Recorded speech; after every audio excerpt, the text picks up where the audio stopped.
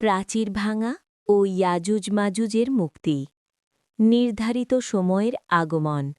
হাজার হাজার বছর ধরে ইয়াজুজ মাজুজ বন্দী অবস্থায় ছিল। প্রতিদিন তারা প্রাচীর খুঁড়ত, প্রতিদিন ব্যর্থ হতো। সবকিছুই আল্লাহর নির্ধারিত সময় পর্যন্ত স্থগিত ছিল। কিন্তু যখন কিয়ামত ঘনিয়ে আসবে, দুনিয়ায় ফিতনা ছড়িয়ে পড়বে, ঈসা আলাইহিসালাম দুনিয়ায় অবতরণ করবেন, ঠিক তখনই আল্লাহ অনুমতি দেবেন। সেই ভিন্ন দিন। একদিন ইয়াজুজ মাজুজের নেতা বলল, আগামীকাল ইনশাআল্লাহ আমরা প্রাচীর ভেঙে ফেলব। এই প্রথমবার তারা আল্লাহর নাম নিল, আর এটিই ছিল ইতিহাস বদলে দেওয়ার মুহূর্ত। পরদিন প্রাচীর আর আগের মতো শক্ত রইল না। প্রাচীরের পতন। লোহা ও গলিত তামার সেই বিশাল প্রাচীর ভেঙে চুরমার হয়ে যায়। কুরআন মাজিদে আল্লাহ বলেন, যখন ইয়াজুজ ও মাজুজকে মুক্ত করে দেওয়া হবে, তখন তারা প্রত্যেক উঁচু জায়গা থেকে ছুটে আসবে। সূরা আম্বিয়া ৯৬। পাহাড় কেঁপে ওঠে, পৃথিবী যেন শিউরে ওঠে। ঢেউয়ের মতো বেরিয়ে আসা। প্রাচীর ভাঙতেই লাখে লাখে মানুষ বেরিয়ে আসে। পাহাড়, উপত্যকা, সমতল ভূমি ঢেকে যায়। সংখ্যা এত বেশি যে ভূমি দেখা যায় না।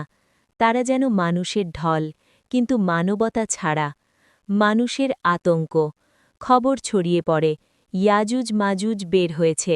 মানুষ দিক বিদিক ছুটে পালাতে থাকে, কেউ শহর ছেড়ে গ্রামে, কেউ গ্রাম ছেড়ে পাহাড়ে। কিন্তু তাদের গতি এত দ্রুত যে বাঁচা প্রায় অসম্ভব।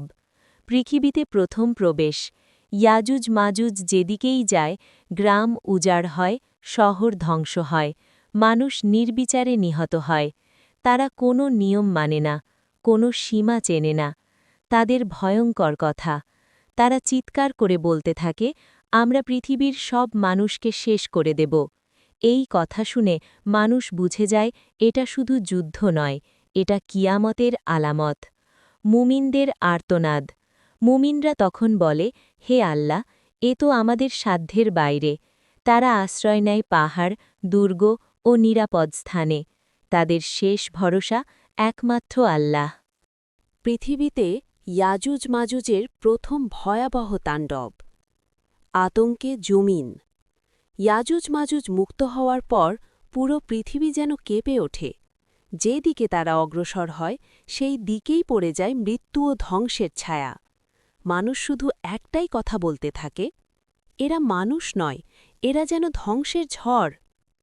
দিকবিদিক পলায়ন। মানুষ প্রাণ বাঁচাতে শহর ছেড়ে গ্রামে, গ্রাম ছেড়ে পাহাড়ে, পাহাড় ছেড়ে দুর্গে ছুটে যেতে থাকে। কিন্তু ইয়াজুজ মাজুজের গতি এত দ্রুত যে অধিকাংশ মানুষ পালানোর সুযোগই পায় না। নির্বিচার হত্যাযোগ্য। তারা যেখানে পৌঁছে পুরুষ হত্যা করে, নারী ও শিশু পর্যন্ত ছাড়ে না। বৃদ্ধদের নির্মমভাবে হত্যা করে। রক্তে ভিজে যায় মাটি। মানবতার কোনো চিহ্ন তাদের মাঝে নেই। পশু ও খাদ্যের ধ্বংস।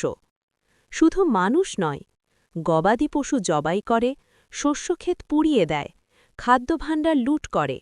যেখানে তারা যায়, দুর্ভিক্ষ অনিবার্য হয়ে ওঠে। শহরগুলোর পতন। উচ্চ প্রাচীর, আধুনিক অস্ত্র, কিছুই ইয়াজুজ মাজুজকে থামাতে পারে না। দুর্গ ভেঙে ফেলে, প্রাচীর ধসিয়ে দেয়, অস্ত্রধারীদের মুহূর্তেই পরাজিত করে। মানুষ বুঝে যায়, এই শক্তি মানুষের সাধ্যের বাইরে। তাদের উন্মত্ততা। ধ্বংস করতে করতে তারা উল্লাস করে বলে, আমরা পৃথিবীর সব মানুষকে শেষ করে ফেলেছি। এই অহংকারে তারা অন্ধ হয়ে যায়। আকাশের দিকে তীর ছোড়ে। একসময় তারা আকাশের দিকে তীর ছোড়ে। আল্লাহ সেই তীরগুলো রক্তমাখা করে ফেরত পাঠান। তারা হেসে বলে, আমরা আকাশের বাসিন্দাদেরও পরাজিত করেছি। এই ভয়ঙ্কর অহংকারই তাদের চূড়ান্ত ধ্বংসের কারণ হয়ে দাঁড়ায়।